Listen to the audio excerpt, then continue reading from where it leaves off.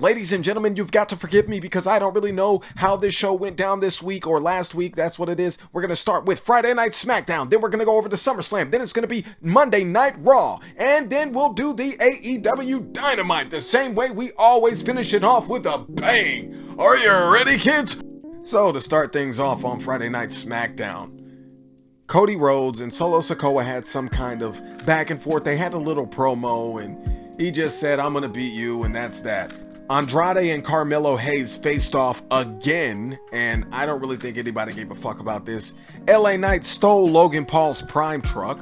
Then we saw the girls do whatever the fuck they do. Santos Escobar and Apollo Crews had a clash before SummerSlam. I don't really know why. I'm assuming that Santos Escobar won the match. And then, of course, yeah, like I said, Bianca Belair and Jade Cargill had a match against Isla Dawn, and Alba Fire. All right. And then at the end of the show, we had another tag team match. The Bloodline went against, I think, Johnny Gargano and Tommaso Ciampa. So the Bloodline got the tag team titles back, I guess, for the Bloodline is how you want to put that. But who gives a single, solitary, irrevocable fuck? You know what I mean? It's just another day as far as SmackDown went for the go home show of SummerSlam of all fucking things. Like, really, it's the next goddamn day. Step it up a little bit. Let's raise the energy. Let's bump the fuck out of each other. Let's do something. Put on more matches. I don't know. Anyway, we're moving on to the next thing, ladies and gentlemen. Here we go.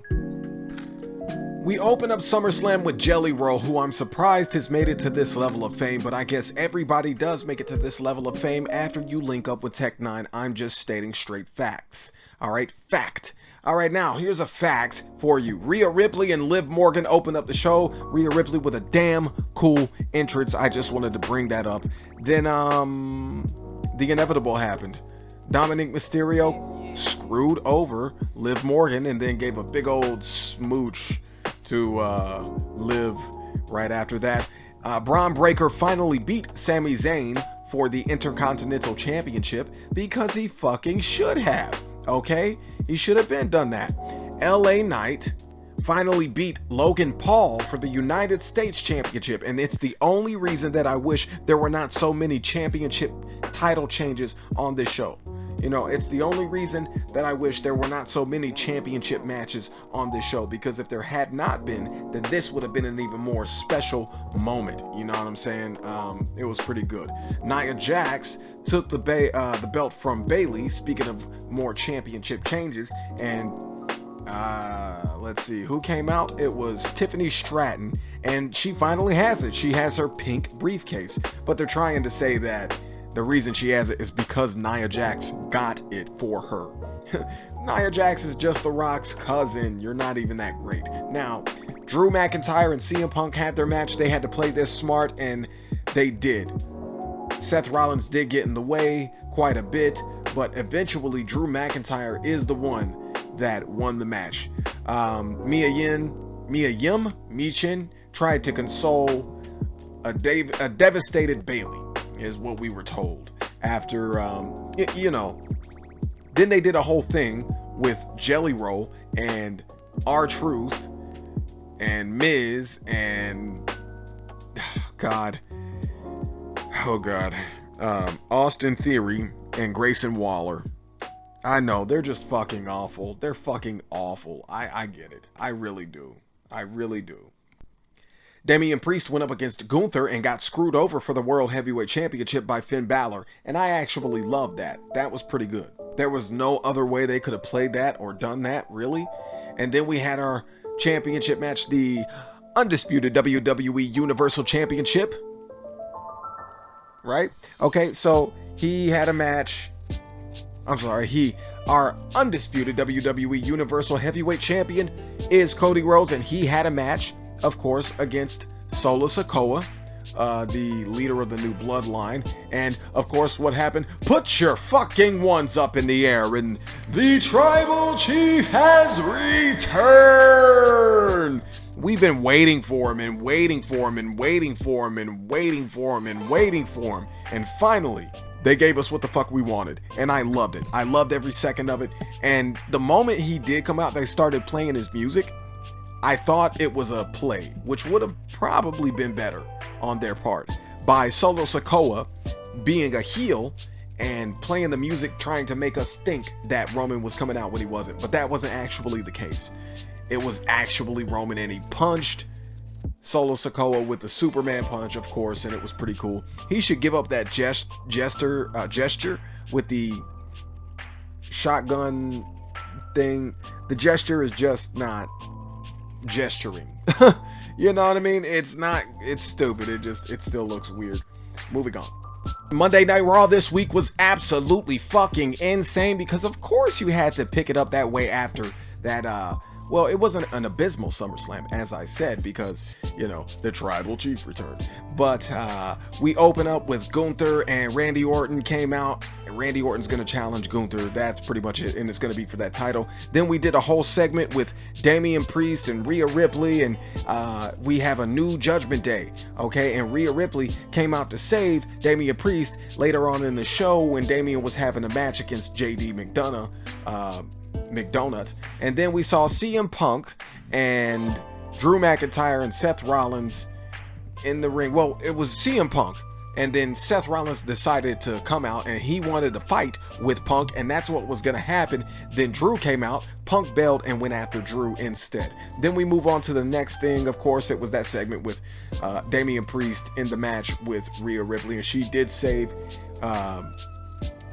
Damian Priest from the new Judgment Day, as it were. So Dominic and Liv are still together, and they are still in the Judgment Day. The Judgment Day is not broken up yet, so I don't really know which way they're going with that. Then we saw the Wyatt Six make their in-ring debut. This was really just a tribute to Bray Wyatt, so I wasn't really for this, but everything that came before it pertaining to the show was pretty damn good. And that was Raw, so now we'll move on to good old AEW.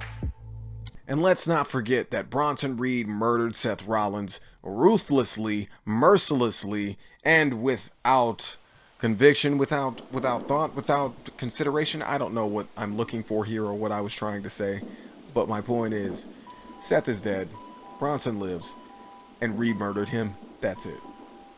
Down the final part of this with AEW Dynamite. So let's just start it real quick from beginning to end, or the way I see it as beginning to end, because I watched it on YouTube, not the actual show.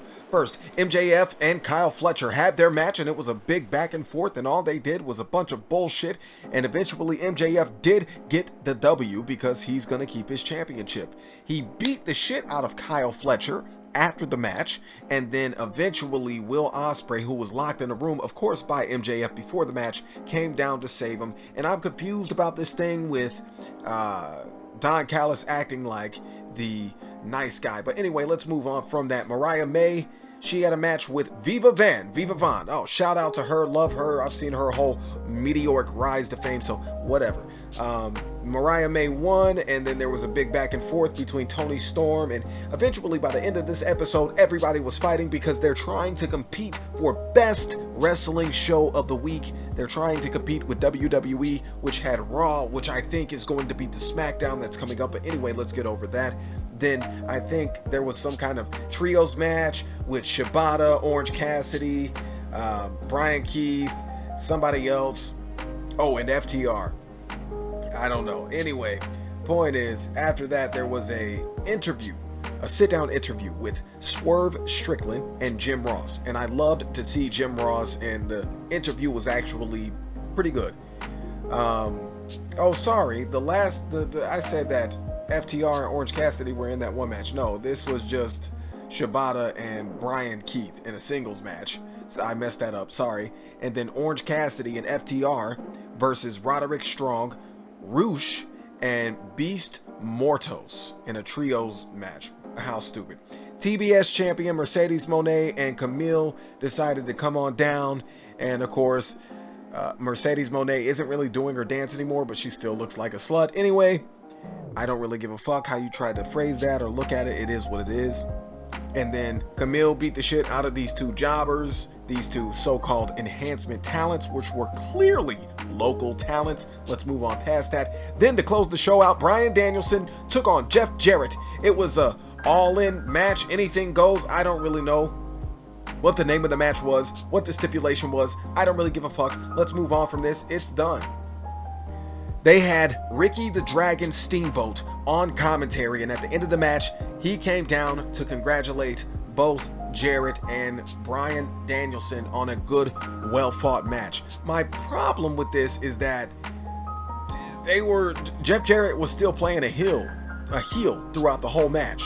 And if you're playing a heel throughout the whole match, Ricky the Dragon Steamboat should not come down and raise both of your hands. That's just the way that I see it. Now, if you want to get complicated with it, they had Aubrey Edwards in the ring officiating, so, you know, that's probably part of the problem.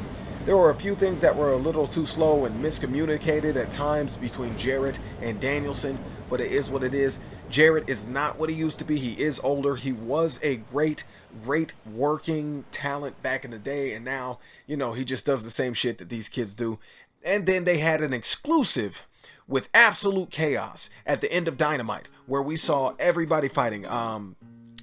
Let's see, Jeff Jarrett came to the back, Renee tried to get comments from him, and then out of nowhere, the bullshit butterfly jean wearing cowboy decided to come on down, and he attacked Jeff Jarrett, and he attacked Jay Lethal, and there was a whole thing. And then we saw Tony Storm and Mariah May still going at it after their segment was, what, 3, 4, 5, 6, 7, 8 segments earlier.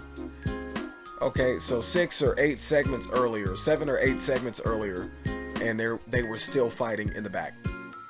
That's, I mean, way earlier than what we saw. Okay, so that's just, I don't know. Anyway, ladies and gentlemen, that has been AEW Dynamite. This has been Psychs World, Season 7, Episode 9. Let's do it like this. Season 7, Episode 9! Ooh, yeah! You know what I mean? So this has been pretty great. Thank you guys for 6 years of support. Your views mean everything to me. They really do. I would have made a video for this and recorded this episode that way, but I really don't like that for my show. It's called Psychs World Audio Show. All right, one more time, Psychs World Audio Show. You know, it's supposed to be an audio show.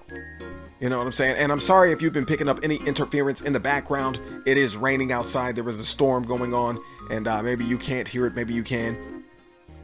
All right. So this is, I don't know. I don't know where we're going to go from here. I always hoped to get to season 8 or 9. You know what I mean? Do that over again.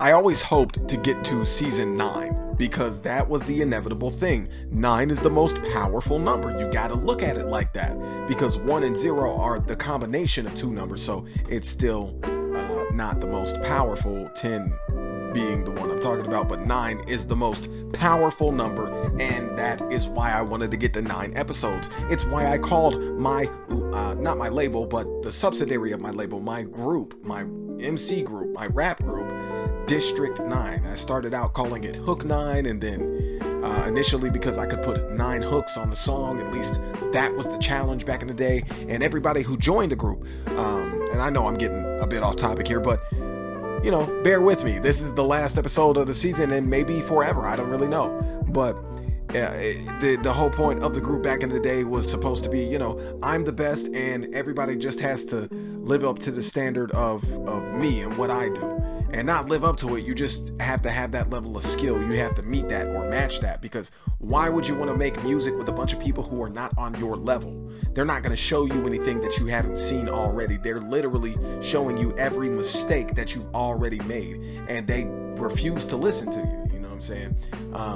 So you try to give them a path or whatever to take, and it's just pretty much the same old bullshit that any other group deals with in fighting and the way it falls together. But the point was, I called that group 9 because of the, you know, the 9 hooks and living up to the standard of me, and I was You know, I intended to have 9 members, and I would be the not first member, but the 9th member, and you would have to make your way up to my level. But we had a bunch of, well, we'll just say ill-minded people in the group at the time who had different ideas about what they wanted to do. But despite that, I gave us all a very clear path to take to be successful as a group. You know, they just chose their own pig-headed bullshit, and that's literally all I can say. I can't sit here and say, oh yeah, it was all my fault that the group is no longer a thing. No, I still have all the music. I still do it myself. I still have people I work with and that come in and, you know, they want to start up a group with me. They want me to join their group. They want me to help them do voice work, all sorts of things. So clearly I wasn't the fucking problem, but the issues that lie between other members of the group, and I think that's what it always is. One member will be upset that they are not chosen over another member, because it's not just that they feel they're better skill-wise, it's that they think they are intellectually superior to everybody else. And when you have that type of person in a group, they should have been the first one to go, even if they are the last or the second or whatever. The fact of the matter is, 9 was always the number, you know what I mean? And it's always about elevating, it's always about raising, it's always about stepping up to the plate, as it were. But anyway, the point is, District 9, Black Past Productions, Black Past Alternate Division, probably, and Black Past Games, probably wouldn't exist without you guys, you know? Oh, to be clear, Black Past Games, because some of you have been asking me this, is not a developer. We don't develop games. We just review them, we play them, and we give you content with video games. All right, that's it.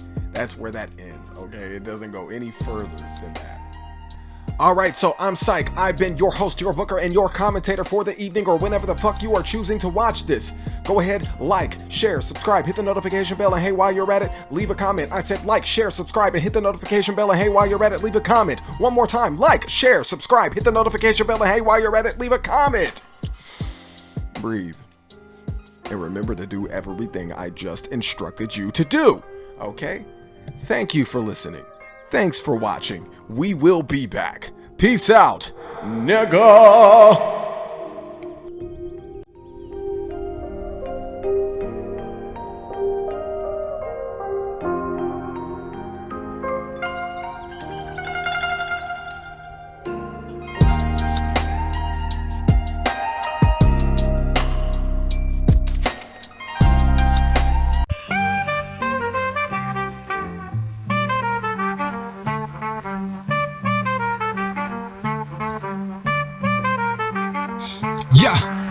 Yeah, they don't like it when I do it like this, nah. They don't like it when I make them drop that jaw. Boy, you better know that I'm back when I make them believe what they saw. I'm nasty like refrigerated hot sauce. We are worlds apart, West English flow for those who know the art. Y'all know who you are. Blue Street Dynamo Newsweek about to go crazy. Last days of a slave feeding a pheasant most foul. Ayy, fuck politics and politicians. I don't think you understand, there's no constrictions on my mind like that. Let me rewind it back so you can hear what I say. Side-eye for that comment, I'm just being honest. Do not lose your bonnet, these niggas didn't want it. Punisher on the flow when I can't stop. They haven't been able to let me go since I ran shop. P-pads and notebooks resting in an open garage. We almost died again, rest in energy to Deej Ahmad. If life was easy, I wouldn't need a mod. Yo, the enemy's entering energy they are not ready for, when they really cannot do it anymore. I swear you motherfuckers do not want a war. Boy, you know that a nigga is an outcast with a black past. I ain't trying to backtrack when I bring that up. I cannot allow you to get close, so turn around and call your backup. I cannot allow you to get close, so turn around and call your backup.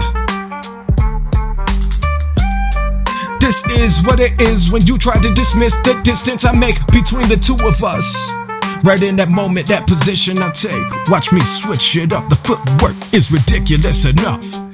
Fisticuffs you really wanna throw. Every blow is gonna be devastating, detrimental, and so essential. And you don't understand what I would do, because I trained every part of my body like a tool, and my mental too. You are so confused, you know you are through. Don't you come at me, because I don't go by the rules. Not the same as you, I play you like the rest of every one of these fools' jewels. I'm trying to drop on the rest of them nothing but dimes. I don't think you understand, man, I do it with rhymes. I will show you every single one of these signs of intellect to interject with. I must interrupt every one of these slanderous twits with damnable fits.